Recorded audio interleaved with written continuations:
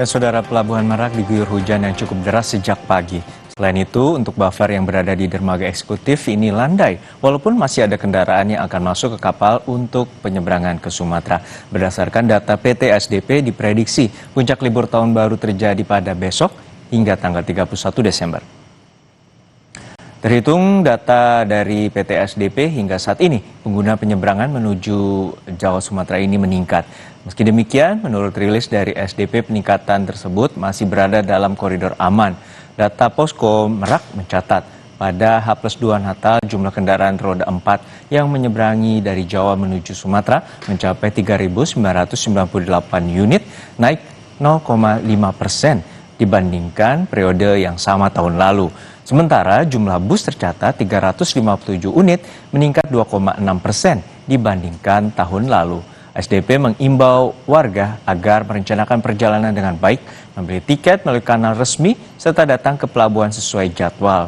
Koordinasi dengan BMKG terus dilakukan untuk memantau kondisi cuaca. Informasi terkini kita segera bergabung dengan jurnalis Kompas TV Ariel Wiranata dan juru kamera Zamzari serta pilot drone Bodia Vimala di Pelabuhan Merak, Banten.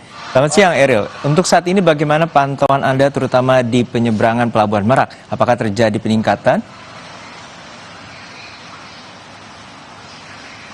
Siang Juno dan saudara, memang jika kita melihat bahwa hingga pagi hari tadi dan hingga siang hari ini untuk di Pelabuhan Merak ini terguyur hujan, walaupun memang jika kita melihat saat ini hujan ini sudah menurun intensitasnya, namun memang untuk kendaraan roda 4 ini masih cukup banyak walaupun ada yang menyeberang, tetapi tidak begitu adanya antrian yang panjang di Pelabuhan Merak ini. Dan selain itu juga memang informasi yang kami dapatkan dari PT SDP bahwa tahun ini meningkat dibandingkan tahun sebelumnya. Selain itu juga bahwa prediksi dari puncak arus libur tahun baru ini akan terjadi pada esok hari, Juno, dan selain itu juga pada tanggal 31 Desember, yang dimana memang ini menjadi salah satu puncak prediksi peningkatan. Jika dibandingkan dengan libur Natal ini, puncak libur tahun baru ini akan lebih meningkat. Dan selain itu juga bahwa dari PT SDP sudah berkoordinasi dengan BMKG. Memang jika kita melihat bahwa dari prediksi BMKG sendiri pun 1 pekan menuju dari libur Natal dan Tahun Baru hingga saat ini diprediksi akan terjadi hujan cukup deras, dan ini menjadi salah satu fokus terkait dengan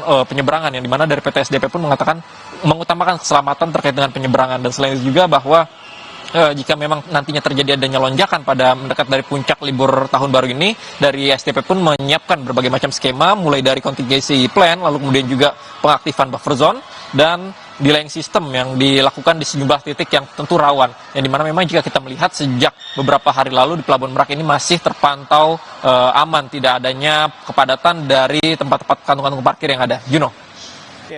Tadi sudah ada antisipasi, namun bila terjadi lonjakan, terutama prediksinya besok hingga 31 Desember, apakah juga ada penambahan armada untuk penyeberangan ke Sumatera?